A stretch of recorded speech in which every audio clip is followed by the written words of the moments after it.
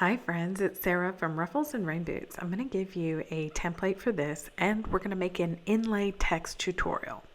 So if you're new to my channel, welcome. If you're returning, welcome back. I tend to leave out all the fluff so you can go to the cog, go to playback speed, and choose anything above the word normal to slow this down. There are two places you can get this file. I am showing you both Atom and my website. They have all of the file types you need. I got this email or message. How do I attach text inside a shape? I want to make something flat, but I'm not sure how to get it in there. You wrote an answer to someone in a Facebook group, but I need a video if you can make one, please. So that's what we're going to do today. I'm going to use my 2026 basket tags. I'm working on these today, so that's what I'm using. You can use anything. It doesn't matter. I'm going to duplicate the original file so I don't mess anything up. Then I'm just going to choose one of these, so I'm going to delete it.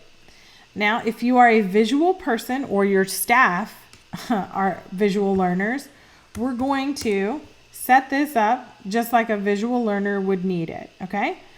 I'm going to tell you to always open up the layers and objects list, and then I'm going to zoom in a little bit here so you can see what I'm going to do. I'm going to hit T on my keyboard, but you can come over here to text, tap on my canvas. Yeah, Uncle Grump is an amazing font. I love it. It's great for kids. I'm going to type in a name.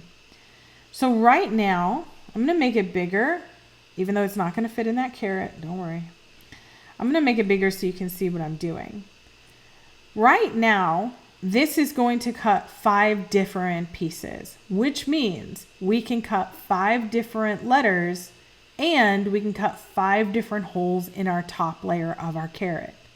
So for those of you who are brand new, the way the file is going to be built is these 2 pieces literally sit right on top of this backer piece.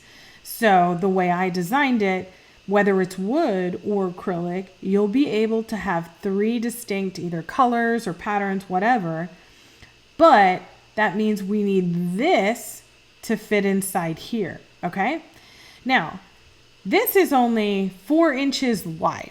So we are not talking a ton of space. So every file I'm going to do is going to have connected letters. Now you can also, let's see, oh, here's one. So here we can connect the letters like this. We can use this by hitting weld, right? Because these letters are all interchangeable or all attached. This, however, I'm actually going to, again, it's live text.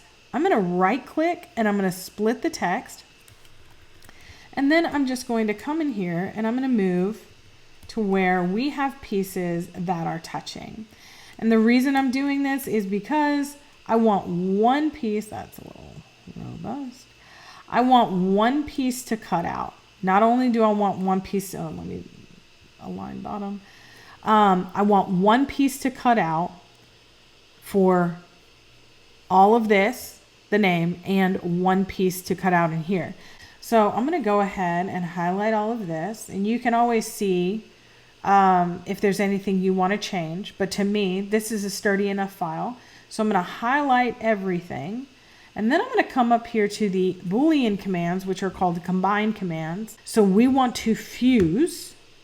Now, it doesn't look any different when you're looking at engrave, but when you look at cut, you can see we've broken the path inside here, barely right there. But we have broken the path, okay? Which means this is just going to cut out as one piece, and that's exactly what we want. So now I'm going to come over here. I'm going to size this down a bit. All right, that's a little too tall. Let's make it about 25.4. What is that? Oh, it's almost an inch. Okay, so I got to do this in, there you go. So 25.4 is 1 inch. There you go. Is 1 inch. Now I have my auto snapping on. See the blue line? That right there means it's centered, but I don't like that. So I'm going to move her back just a little bit off center. I think that'll be a better cut. Now, right now, what you're going to tell the system is cut this piece, cut this piece, cut this out of this piece, cut this piece.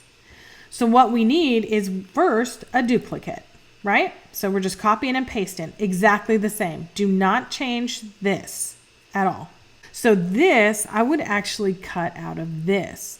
So you can see over here, I have the name that is on top of the caret, and I have the caret selected, the orange caret, right? So I'm going to highlight both of those, and then I'm going to subtract.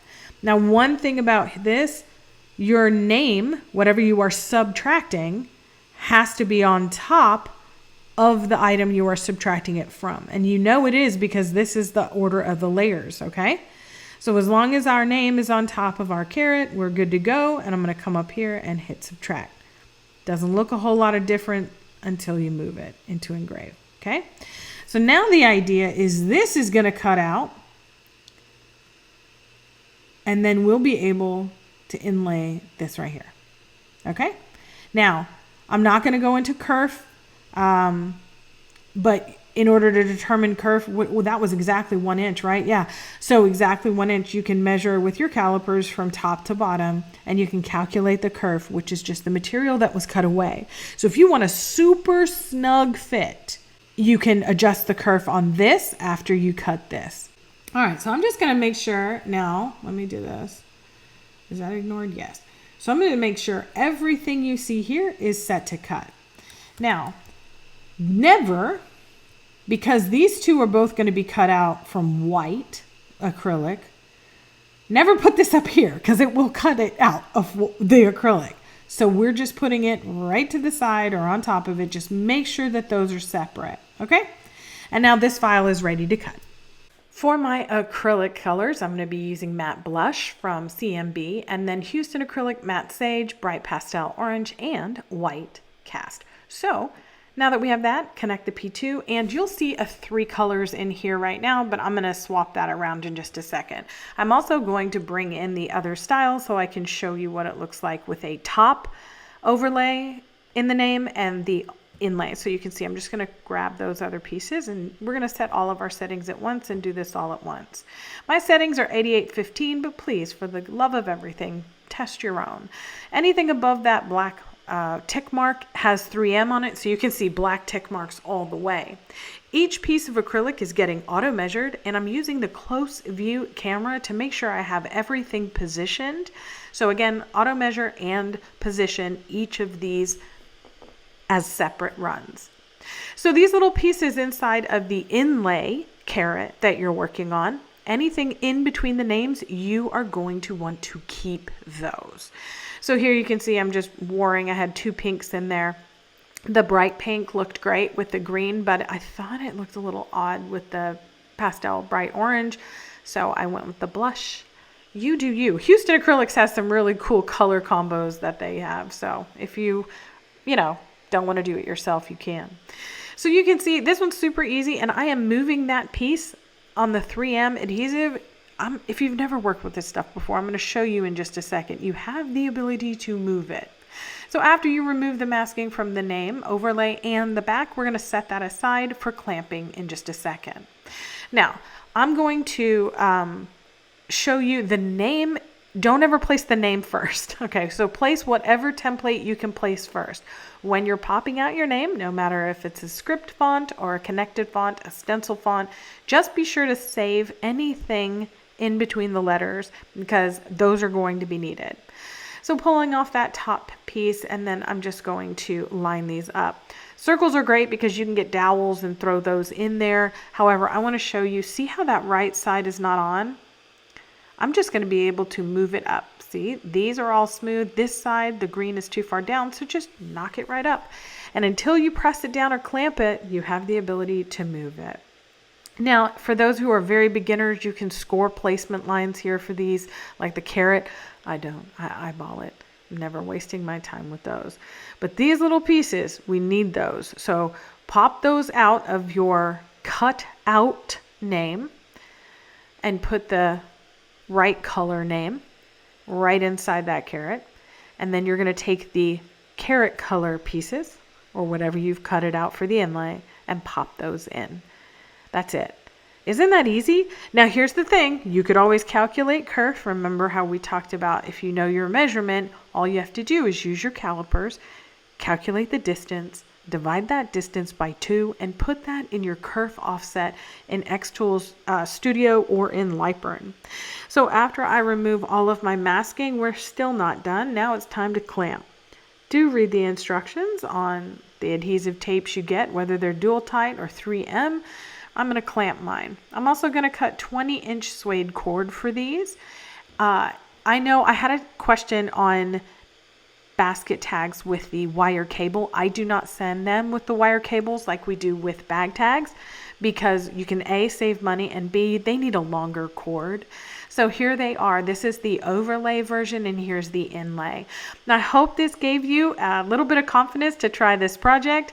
Be sure to grab these files. I make them myself. Thanks so much for watching. Please like and subscribe.